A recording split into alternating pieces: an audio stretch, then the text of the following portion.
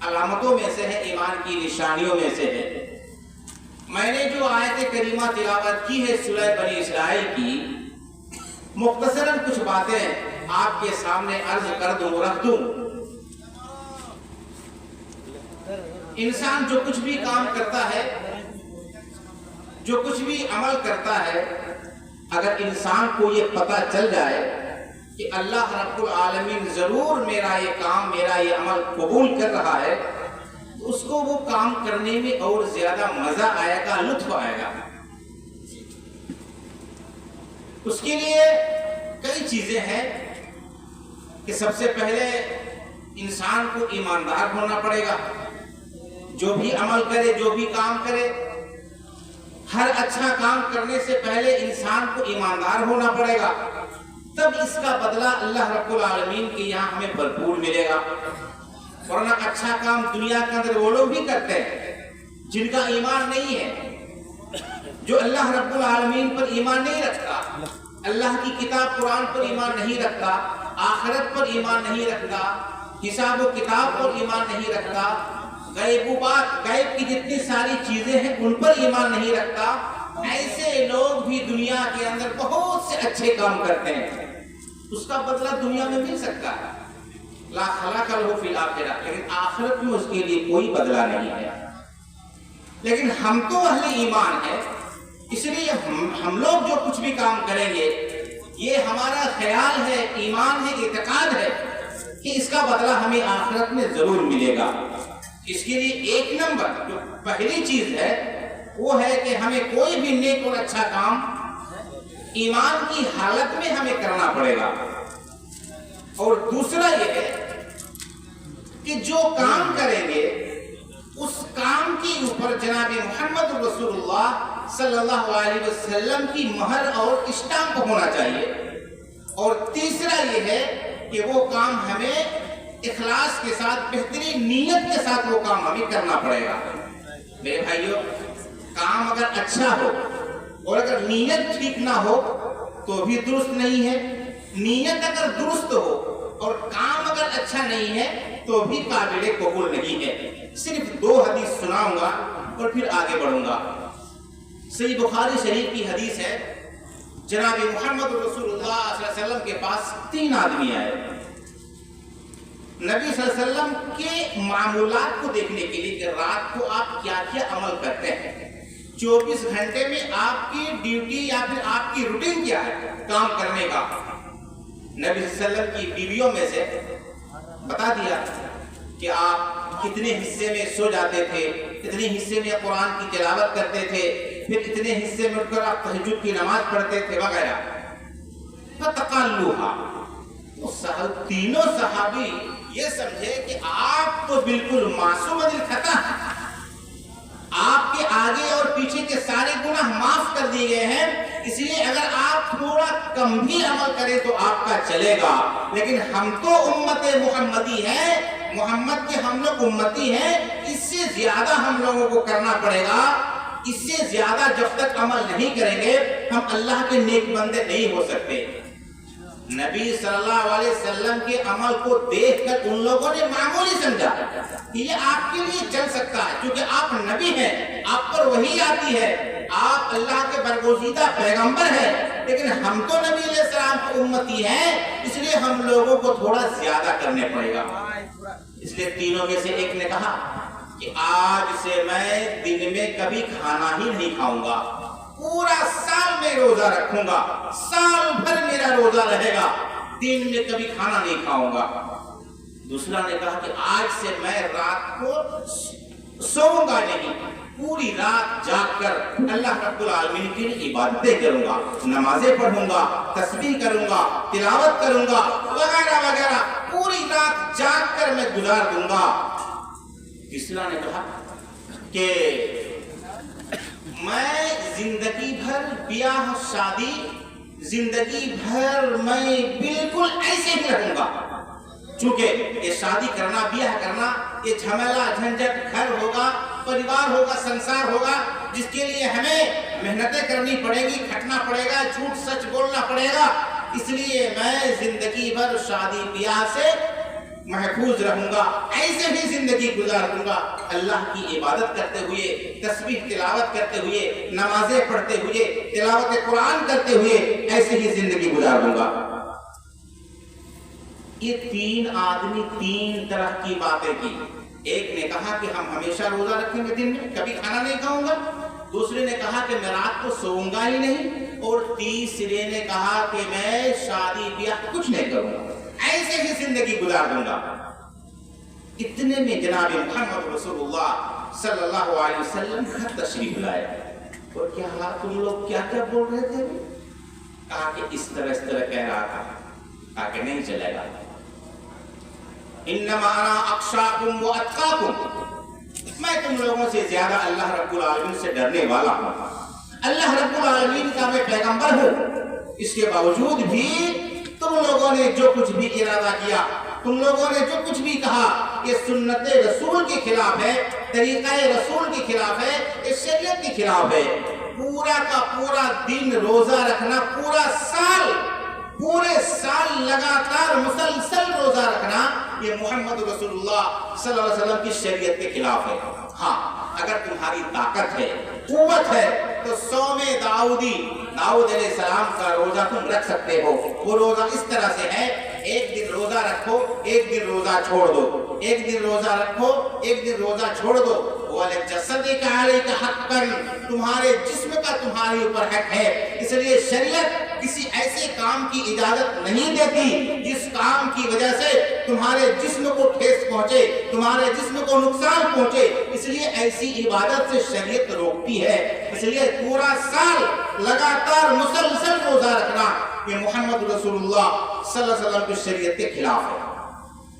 اور جو تم کہہ رہے ہو کہ میں رات کو سوؤں گا ہی نہیں، پورا سال پوری رات میں جاگ کر اللہ رب العالمین کی عبادت کروں گا، تسبیح تلاوت کروں گا، نبی علیہ السلام نے کہا کہ یہ بھی میری سنت کے خلاف ہے، یہ بھی نہیں چلے گا۔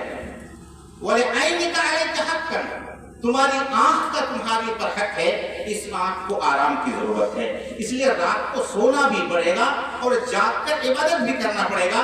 یہ ہے سنت رسول، یہ ہے توازن، یہ ہے سنتولن۔ اس سنتولن کو بنا کر کے رکھ کے جب انسان عبادت کرے گا تو اس کی عبادت قابل قبول ہوگی۔ اور جو تم کہہ رہے ہو کہ میں شادی بیاہ رشتہ ناتا گھر پریوار سنسار ان ساری چیزوں سے الگ تھلگ ہو کر اللہ رب العالمین کی عبادت کروں گا، یہ بھی نہیں چلے گا، یہ بھی سنت رسول کے خلاف ہے۔ میں محمد رسول اللہ صلی اللہ علیہ وسلم ہوں، اس کے باوجود بھی میں نے شادی کر رکھی ہے، میرا سنسار ہے، میرا گھر پریوار ہے۔ یہ ہے سنتولن۔ شریعت میں نہ بہت زیادہ ہے اور نہ بہت کم ہے، شریعت میں نہ بہت اونچا ہے نہ بہت نیچا ہے، بلکہ شریعت کے اندر بیچوں بیچ کا دروازہ اپنایا گیا ہے، بیچوں بیچ کا راستہ اپنایا گیا ہے۔ یہ صحیح بخاری شریف ایک حدیث ہے، اس حدیث کو مشکات شریف کے اندر بھی نقل کی گئی ہے۔ اس حدیث کو سنانے کا مطلب یہ ہے کہ کسی بھی عمل کو کرنے کے لیے صرف نیت ہی کافی نہیں ہے۔ صحابہ کرام کی نیت پر ہم شک نہیں کر سکتے، یقیناً صحابہ کرام کی نیت صاف تھی، صحابہ کرام کی نیت اللہ رب العالمین کو خوش کرنے کی تھی، صحابہ کرام کی نیت یہ تھی کہ ہم اللہ کی عبادت کر کے اللہ کو راضی کر لیں گے، جنت سے بچ کر ہم جہنم سے بچ کر ہم جنت میں داخل ہو جائیں گے۔ نیت درست تھی لیکن عمل صحیح نہیں تھا، اس لیے وہ عمل قابل قبول نہیں ہے۔ اس لیے میں نے کہا کہ ایمان کے ساتھ ساتھ سب سے بہترین عمل یہ ہے کہ وہ عمل سنت کے مطابق ہو اور نیت بھی درست ہو۔ اگر عمل صحیح، اگر نیت غلط تو بھی قابل قبول نہیں، اگر عمل غلط نیت درست تو بھی قابل قبول نہیں۔ یہاں نیت صحابہ کرام کی صحیح تھی، وہ اللہ کو خوش کرنا چاہتے تھے لیکن عمل اس کا غلط تھا، اس لیے قابل قبول نہیں ہو سکا۔ دوسری حدیث پڑھتا کہ عمل صحیح لیکن نیت غلط وہ بھی قابل قبول نہیں۔ نیت غلط، عمل صحیح، یہ بھی صحیح بخاری کی حدیث ہے اللہ رب العالمین قیامت کے دن 3 آدمی کو بلائے گا. عمل بالکل صحیح لیکن نیت غلط ہونے کی وجہ سے اللہ رب العالمین وہ عمل قابل قبول نہیں، تو اللہ رب العالمین قبول نہیں کرے گا. 3 آدمی کو اللہ رب العالمین قیامت کے دن بلائے گا. ان میں سے ایک وہ شہید اللہ کے راستے میں شہید ہو گیا تھا. سب سے بہترین موت شہادت کی موت ہے. سرحد کی حفاظت کرتے ہوئے، دیش کو بچاتے ہوئے، دین کو بچاتے ہوئے، دین و شریعت، ملک و ملت، سرحد، ان ساری چیزوں کی حفاظت کرتے ہوئے دشمن کے وار سے اگر کسی کی موت ہو جائے تو اس کو شہادت کی موت کہتے ہیں. تو شہادت کی موت سب سے عمدہ، سب سے بہترین، سب سے اچھی موت ہے. ایسے شہید کو اللہ رب العالمین بلائے گا، کہے گا بندہ بتاؤ تم نے کیا عمل کیا؟ کہے گا اللہ تو نے ہمیں طاقت دی تھی، تم نے ہمیں قوت دی تھی، ہمارے پاس بہترین ہتھیار تھے، ہم تیرے دین کی حفاظت کے لیے، تیرے ملک کی حفاظت کے لیے، ملت کی حفاظت کے لیے، سرحد کی حفاظت کے لیے بھرپور کوشش کی، اتنی محنتیں کی، اتنا جدوجہد کیا کہ اپنی جان ہی کو ختم کر دیا. اللہ کہے گا بات تو صحیح ہے لیکن تیری نیت غلط ہے. تم نے اس لیے یہ سارا کا سارا کام کیا تاکہ دنیا والے تمہیں بہادر کہے، تاکہ دنیا والا تمہیں شہید کہے، تاکہ دنیا والا تجھے جری کہے. اللہ رب العالمین فرشتے کو بلائے گا، کہے گا کہ اس کو جہنم میں ڈال دو، فَصُحِبَ فِي النَّارِ. دوسرا آدمی کو بلائے گا، ہم جیسے عالموں کو، ہم جیسے علماء کو، ہم جیسے قاری قرآن کو، ہم جیسے حافظ قرآن کو، ہم جیسے مقررین کو، ہم جیسے واعظین کو، ہم جیسے کتاب اللہ اور سنت رسول کا حوالہ دے کر تقریر و تحریر کرنے والوں کو اللہ رب العالمین پوچھے گا کہ بتاؤ تم نے کون سا عمل کیا.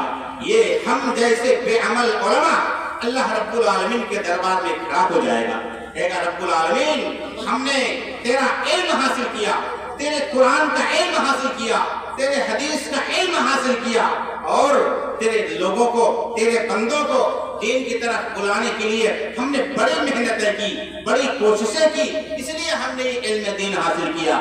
اللہ رب العالمین کہے گا تمہارا کہنا تو ٹھیک ہے، تم نے دین کا علم تو حاصل کیا، قرآن کا علم تو حاصل کیا، حدیث کا علم تو حاصل کیا، سب کچھ تم نے کیا، لیکن تمہاری نیت غلط تھی.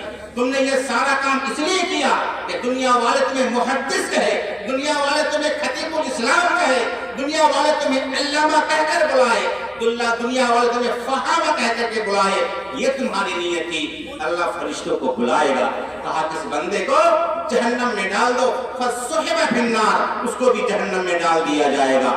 تیسرا آدمی اس کو بلایا جائے گا جو بڑے دانی، بڑے خیراتی، بڑے ہی اللہ رب العالمین کے دربار میں دان و خیرات کرنے والا. اللہ اس کو پوچھے گا تم نے کون سا عمل کیا؟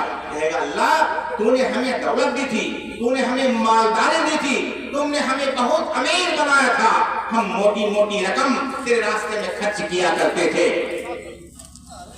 اللہ کہے گا کہ تو کرتا تھا ٹھیک ہے لیکن تمہاری نیت کیا تھی کہ دنیا والے تمہیں دانی کہے، دنیا والے تمہیں سخی کہے، دنیا والے تمہیں بہت نام لے لے، اس لیے تم یہ سارا کام کیے تھے.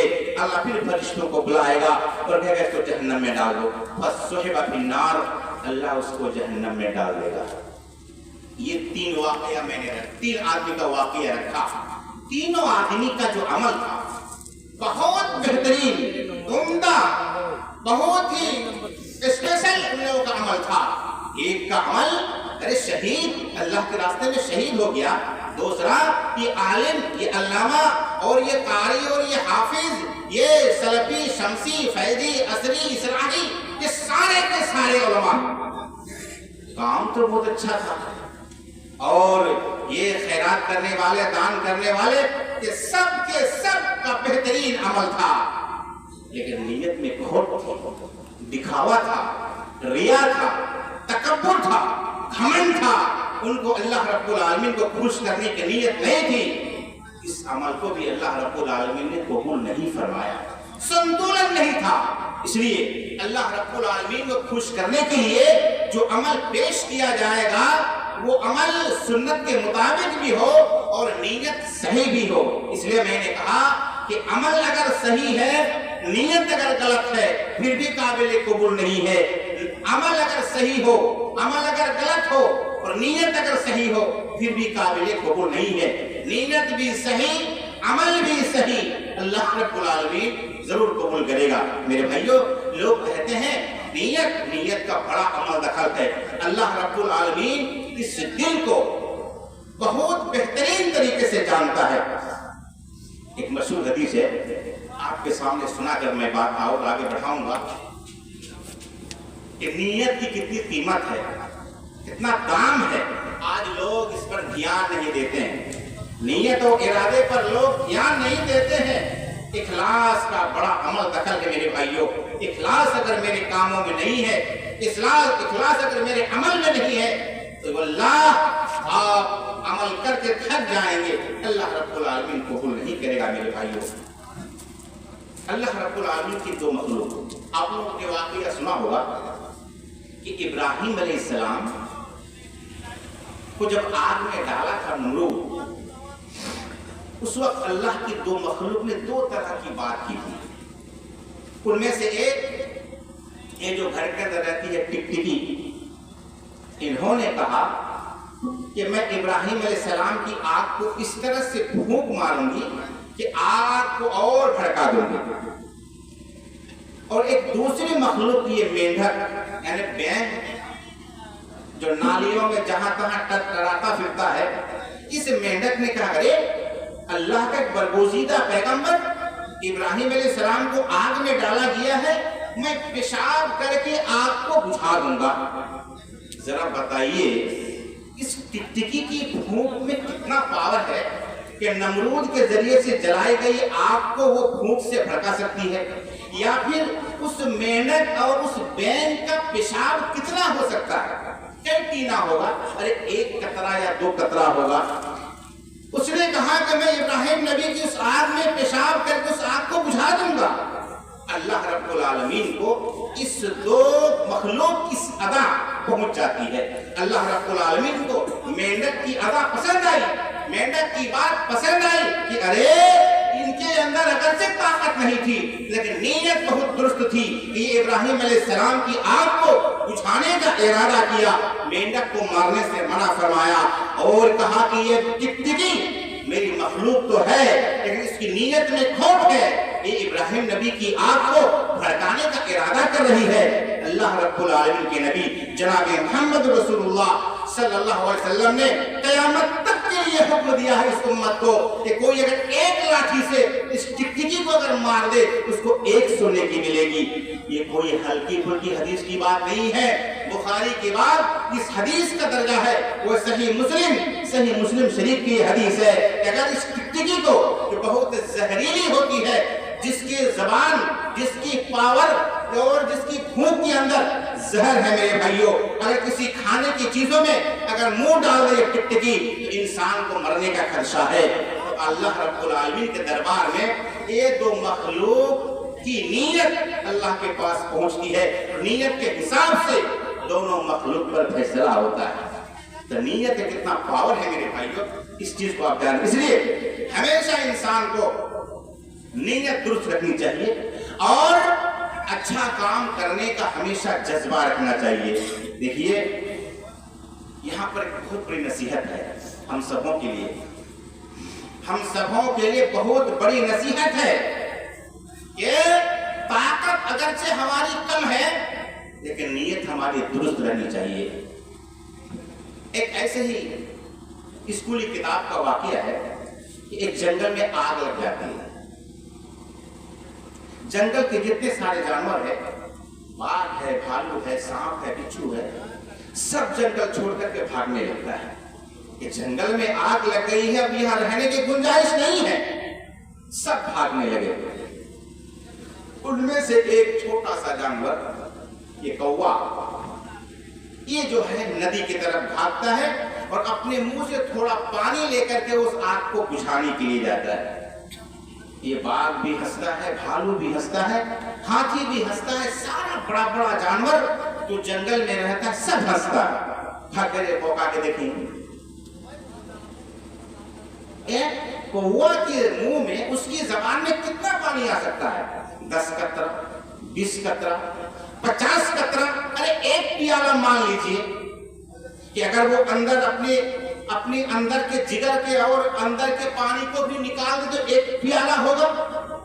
उतना पानी लेकर के वो जा रहा है तो सारे लोग हंस रहे हैं, जंगल के जितने जानवर थे, देखो इस बेवकूफ को, हम लोग उस आग से भाग रहे हैं और ये चोंच में पानी लेके आग बुझाने दौड़ा है। तब कौवा ने जो बात कहा, ये मैं आपको पैगाम देना चाहता हूँ। ये जहां तक आवाज जा रही है तमाम लोगों के लिए मैसेज है, बहुत बेहतरीन मैसेज है ये। उस कौवा ने कहा करे बेवकूफो, जब आने वाला मुवर्रिख, आने वाला तारीख लिखने वाला जब तारीख लिखेगा इस जंगल का, तो वो यही लिखेगा, ये सारे के सारे लोग खौफ को देखकर, खतरात को देखकर, आग को देखकर ये सब भागने वाले थे।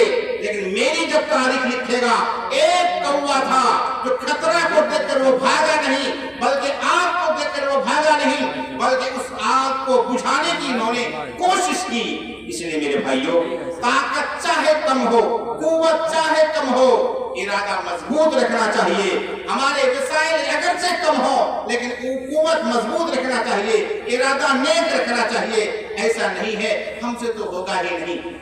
बसा औकात ऐसा होता कि कोई जब किसी गलत चीज के खिलाफ खड़े होते हैं तो कहते हैं कि हमसे क्या होगा, हम लोग क्या सकेंगे, लोग बुज़दिली के शिकार हो जाते हैं। नहीं मेरे भाइयों, कुव्वत इरादी मजबूत होने चाहिए, नीयत बिल्कुल नेक होनी चाहिए। अगर से ताकत कम हो, अगर से कुव्वत कम हो, आपसे अगर थोड़ा ही हिस्सा हो सके अच्छा काम करने का, तो अपना वाला अच्छा काम तो कर लीजिए, अपना वाला अच्छा काम तो आप करने के लिए उठिए। इस तरह से अगर 10 आदमी की ताकत इकट्ठा हो जाएगी, फिर 20 आदमी की ताकत इकट्ठा हो जाएगी, फिर 50 आदमी की ताकत इकट्ठा हो जाएगी, एक बड़ा से बड़ा अच्छा काम हो सकता है। ये चंद मखसूस बातें आपके सामने हमने रखी हैं, सिर्फ ये बताने के लिए मेरे भाइयों कि हमारा अमल अल्लाह रब्बुल आलमीन कैसे कबूल फरमा ले। हम जो भी अमल करें वो नीयत दुरुस्त के साथ साथ किताब और सुन्नत के मुताबिक जो अमल हो उसी को करने की कोशिश कीजिए। इसलिए मैंने 2 चीजों को साथ रखा कि ईमान तो चाहिए ही चाहिए, ईमान के साथ साथ वो अमल अल्लाह उसके रसूल के मुताबिक हो, और तीसरा ये कि वो काम, वो अमल अल्लाह रब्बुल आलमीन को खुश करने के लिए हो, अल्लाह रब्बुल आलमीन को राजी करने के लिए हो।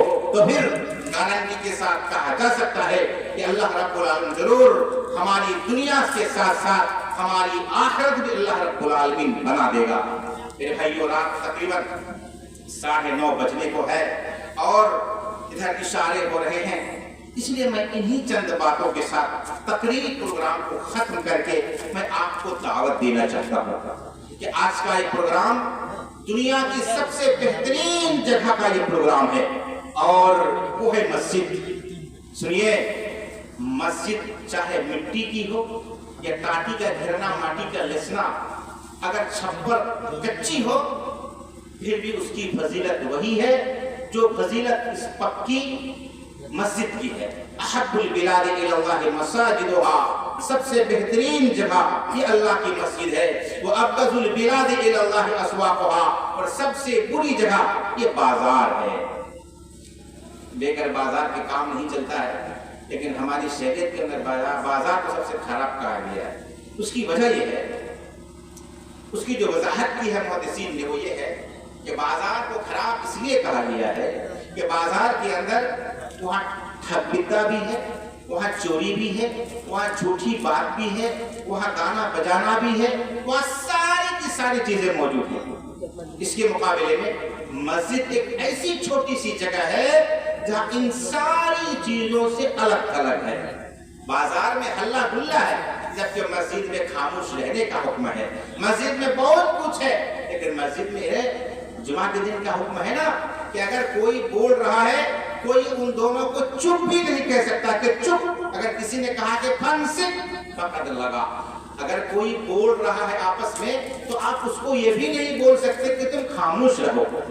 इतनी پابندی ہے شور و شگف، ہو ہلہ اور گل گپاٹ کے لیے۔ تو میرے بھائیوں، اس لیے مسجد سب سے بہترین جگہ ہے، ایک بات۔ دوسری بات یہ ہے کہ مسجد ہی ایک ایسی جگہ ہے جہاں پر اللہ رب العالمین کے لیے رحمت ملتی ہے۔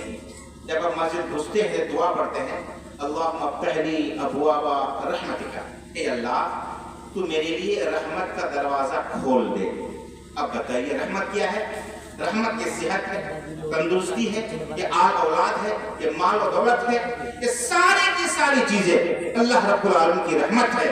گویا کہ جب ہم مسجد میں گھستے ہیں، اللہ رب العالمین سے ہم مانتے ہیں، اے اللہ میں تیرے پاس آ گیا، اب تو میرے لیے رحمت کا دروازہ کھول، مجھے صحت چاہیے، مجھے نعمت چاہیے، مجھے روزی چاہیے، آل اولاد چاہیے، ہمیں رزق چاہیے، ہمیں سب کچھ چاہیے اللہ، ہم تیری رحمت کے خواستگار ہیں۔ اللہم افتح لی، اے اللہ تو کھول دے ہمارے لیے رحمت کا دروازہ۔ بندہ اندر چلا جاتا ہے، نمازیں ادا کرتا ہے، پھر بندہ نکلتا ہے، نکلنے کے بعد پھر بندہ کہتا ہے اللہم انی اسألک من فضلک، اے اللہ میں تجھ سے تیرا فضل چاہتا ہوں، میں تجھ سے تیرا فضل چاہتا ہوں۔ کیا فضل؟ فضل کا معنی کیا ہے؟ کھولیے قرآن، اللہ رب العالمین نے کہا کہ فَإِذَا قُضِيَتِ الصَّلَاةُ فَانْتَشِرُوا فِي الْأَرْضِ وَابْتَغُوا مِنْ فَضْلِ اللَّهِ، کہ جب تم نماز سے فارغ ہو جاؤ، اللہ کی زمین میں پھیل جاؤ اور اللہ کا فضل تلاش کرو۔ اے فضل اللہ، اے رزق اللہ، گویا کہ اللہ کا رزق مراد ہے۔ انسان جب مسجد سے نکلتا ہے تو دعا کرتا ہے، اے اللہ میں تجھ سے تیرا روزی چاہتا ہوں، میں تجھ سے رزق حلال طلب کرتا ہوں۔ یعنی جب مسجد میں گھسا تو رحمت مانگا، جب مسجد سے نکلا تو روزی مانگا۔ آج انسان روزی روزگار کے لیے پریشان، آج انسان دکانیں بند اس لیے نہیں کہتا کہ ہمارا 10 روپے کی بکری ہو جائے۔ ارے بندہ تم رانگ نمبر پہ لے، تم رانگ نمبر پہ تم روزی چاہتے ہو۔ اصل روزی کا دروازہ تو مسجد ہے۔ جب گھستے ہیں تو رحمت مانگتے ہیں، جب نکلتے ہیں تو روزی مانگتے ہیں۔ آج انسان روزی روٹی کاروبار کے لیے نمازیں نہیں پڑھتا ہے، جبکہ اللہ رب العالمین نے روزی کو تلاش کرنے کے لیے وہاں کہا ہے۔ اب بتائیے جس جگہ پہ ہمیں روزی روٹی ملے گی، جہاں پر ہم اللہ سے روزی روٹی تلاش کرتے ہیں، اس جگہ سے ہم دور اس لیے ہیں کہ ہم روزگار کر رہے ہیں۔ پتہ شاید ہمیں غلط بتا دیا گیا ہے، ہمیں رونگ نمبر بتا دیا گیا ہے، روٹ کو ہم نے بھول کر دیا ہے۔ اس لیے میرے بھائیوں روٹ کو چینج کرنے کی ضرورت ہے، صحیح نمبر پہ ہمیں اللہ رب العالمین سے روزی مانگنے کی ضرورت ہے۔ بزرگان دین، نوجوان ساتھیوں، یہ ہے خدا کی مسجد، اس سے بہترین جگہ اور نہیں ہو سکتی ہے۔ جناب محمد رسول اللہ صلی اللہ علیہ وسلم جب مدینہ آنے کے بعد آپ نے ایک جگہ کو چوائس کیا۔ وہ جگہ کیا تھا؟ کھلیان تھا، کھروئی۔ وہ لوگ کھجور وغیرہ سکھایا کرتے تھے۔ مربت، یتیم بچے کی وہ زمین تھی۔ نبی علیہ السلام نے بلانے کے بعد کہا بابو یہاں مسجد بنے گی، تم کتنی قیمت لوگے؟ مختصر بولوا کہ اللہ کو رسول یہ تو ہمور نصیب کہ ہمور جگہ نے توڑا مسجد بنا گئے، ذہن نصیب خبر قیمت کیا ہے؟ کہا نہیں بچے تم تو یتیم ہو، تمہیں زمین کی ضرورت ہے، تم ہم قیمتاں لینا چاہتے ہیں کہ نہیں، ہم اللہ کے لیے سب زمین دے رہے ہیں۔ نبی علیہ السلام نے اس جگہ پر مسجد بنائی۔ کچھ کو بہت تفصیل کے ساتھ واقعہ بیان کرنا نہیں ہے، میں صرف یہ دکھانا چاہتا ہوں کہ جناب محمد رسول اللہ صلی اللہ علیہ وسلم مکہ سے مدینہ آئے، 500-550 کلومیٹر کا فاصلہ، یہاں سے تقریباً بنارس 500-550 کلومیٹر ہے۔ اتنا دور فاصلہ طے کر کے نبی صلی اللہ علیہ وسلم مدینہ آئے ہیں۔ مدینہ آنے کے بعد ایک انسان جب کہیں سے کہیں جاتا ہے تو سب سے پہلے وہ چاہتا ہے کہ ایک چھوٹا سا گھر ہو جہاں پر ہم سب چھپائیں، لیکن جناب محمد رسول اللہ صلی اللہ علیہ وسلم نے سب سے پہلا جو کام کیا، سب سے پہلی فکر، سب سے پہلا کام آپ نے تعمیر مسجد کی فکر کی۔ تعمیر مسجد کے لیے آپ سوچے اور آپ نے ایک مسجد کے لیے جگہ دیکھی۔ بزرگان دین، نوجوان ساتھیوں، یقیناً اسلامی سوسائٹی میں، اسلامی معاشرے میں بہترین جگہ ہے یہ مسجد۔ اور آج مسجد کو ہم لوگوں نے صرف نماز کے لیے خاص کر لیا ہے، یہ ہماری معاشرہ کے لیے وڈمبنا ہے۔ مسجد صرف نماز کی نہیں ہے۔ جب آپ تاریخ اور اتہاس دیکھیں گے کہ مسجد کتنے کاموں کے لیے استعمال کیا جا سکتا ہے، تو جناب محمد رسول اللہ صلی اللہ علیہ وسلم نے اپنے زمانے میں کئی طرح کے کاموں کے لیے اس مسجد کا استعمال کیا ہے۔ نماز تو ہے ہی ہے، عبادت تو ہے، ریاضت تو ہے، بندگی تو ہے، اس کے ساتھ ساتھ آپ نے اس مسجد کو تعلیم کا سینٹر بھی بنایا، دعوت و تبلیغ کا مرکز بھی بنایا، بسا اوقات آپ نے اس کو فوجی کیمپ بھی بنایا، بسا اوقات آپ نے اس مسجد کو ہسپتال کے طور پر بھی استعمال کیا، بسا اوقات آپ اس کو عدالت بھی بنایا۔ جتنا ورڈ، جتنا لفظ میں کہہ رہا ہوں، ہر ایک کے اوپر ایک ایک حدیث ہے۔ اگر ہر ایک کے بارے میں ایک ایک حدیث بیان کروں گا بات لمبی ہو جائے گی۔ یہ مسجد دعوت تبلیغ یہ تو سمجھ میں آتی ہے، لیکن ہسپتال یا پھر اسی مسجد کو قید خانہ، صرف 2 حدیث بیان کروں گا۔ حضرت سعد بن معاذ رضی اللہ تعالیٰ عنہ بہت مشہور صحابی ہیں، اتنے مشہور صحابی ہیں کہ سعد بن معاذ کی جب موت ہوئی، صحیح مسلم کے الفاظ ہیں کہ اہتز العرش لموت سعد، سعد بن معاذ کی موت کی وجہ سے اللہ کا عرش تک ہل گیا تھا۔ کتنا بڑا صحابی تھے وہ، کتنا بہترین اس کا عمل تھا کہ اس کی موت کی وجہ سے اللہ کا عرش بھی ہل گیا تھا۔ وہ جب زخمی ہو گئے تو جناب محمد رسول اللہ صلی اللہ علیہ وسلم نے اس کو مسجد میں جگہ دیا، اس کو مسجد میں رکھا تاکہ قریب سے ان کی دیکھ ریکھ ہو سکے۔ اس لیے بسا اوقات اگر ایسی نوبت کبھی آ جائے کہ کسی بیماری کو، کسی اس طرح سے اچل آدمی کو اگر مسجد میں رکھنے کی ضرورت ہے تو رکھ سکتے ہیں۔ ارے سعد بن معاذ رضی اللہ تعالیٰ عنہ کے زخم سے اس طرح سے خون پانی نکلتا تھا کہ مسجد میں بہہ رہا تھا۔ اس طرح بھی اگر کبھی نوبت آ جائے تو درست ہے، جائز ہے۔ اور مسجد کو قید خانہ بنانا، حضرت سمامہ بن قصال رضی اللہ تعالیٰ عنہ ان کو پکڑ کر کے لایا گیا تھا۔ وہ یمامہ شہر کے گورنر تھے، اس علاقے کے بہت بڑے منتری تھے وہ۔ ان کو پکڑ کر کے لایا گیا اور مسجد کے کھمبا میں اس کو باندھ دیا گیا۔ نبی علیہ السلام نے کہا کہ سمامہ ذرا میری طرف دیکھو، ابھی وہ اسلام قبول نہیں کیے تھے۔ کہا کہ آپ کی طرف کیا دیکھو، دنیا کا جتنا چہرہ ہے تمام چہروں سے خراب تیرا چہرہ ہے۔ 1 دن 2 دن 3 دن تک آپ نے کہا میری طرف دیکھو، انہوں نے دیکھا نہیں۔ نبی صلی اللہ علیہ وسلم اس کو چھوڑ دیا، وہ دوڑ کر کے گیا اور پھر دوڑ کر کے واپس آیا۔ جتنی تیزی کے ساتھ دوڑ کر گیا اس سے زیادہ تیزی کے ساتھ وہ واپس آ گیا۔ نبی علیہ السلام نے کہا کہ ارے میں تو تمہیں آزاد کر دیا تھا، پھر تم واپس کیسے آ گئے؟ کہا کہ اللہ کے رسول آزاد تو میں تب تھا جب میں آپ کا چہرہ نہیں دیکھا تھا، اب تو میں نے آپ کا چہرہ دیکھ لیا، پھر آزادی کیسا، پھر آزادی کیسی؟ لائیے آپ کا ہاتھ۔ پھر نبی علیہ السلام کے ہاتھ میں ہاتھ رکھ کر انہوں نے اسلام قبول کر لیا۔ تفصیل ہے۔ تو سعد بن معاذ اور یہ سمامہ بن قصال رضی اللہ تعالیٰ عنہ اس کو مسجد کے کھمبا میں باندھا گیا تھا۔ محدثین اکرام کہتے ہیں کہ اگر ضرورت پڑے کسی کو باندھنے کی، سزا دینے کی، تو مسجد کے کھمبے سے باندھا جا سکتا ہے۔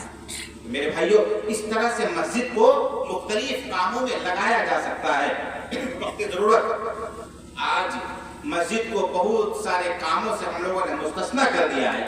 ایک حدیث اگرچہ تھوڑا کمزور ہے کہ ہماری شادیاں مسجد میں ہوا کرتی تھی، تب شادیوں میں برکت ہوتی تھی۔ آج شادیاں ہماری مسجد سے باہر ہوتی ہے، اس لیے شاید بے برکتی ہے۔ تو میرے بھائیوں، نکاح وغیرہ بھی مسجد میں ہونا چاہیے، چونکہ یہ زندگی کی ایک بندھن ہے۔ ایک 2 خاندان، 2 فیملی، 2 پریوار، 2 گاؤں، 2 علاقہ آپس میں جڑتا ہے نکاح سے اور شادی سے۔ حالانکہ یہ روایت سندن تھوڑی کمزور ہے، باوجود اس کے اگر مسجد میں یہ نکاح ہو تو پھر یہ باعث برکت ہے۔ یہ چند باتیں میں نے آپ